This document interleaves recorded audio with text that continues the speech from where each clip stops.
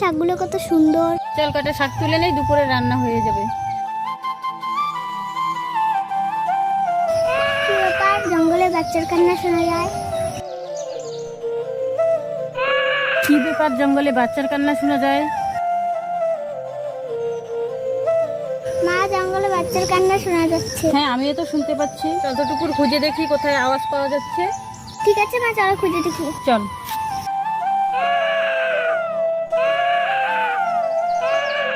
মা,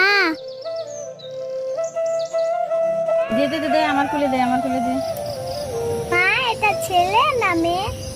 ছেলে হলে কি কেউ এভাবে ফেলে রেখে চলে যেত? মা, মেয়েরা কি বোঝা।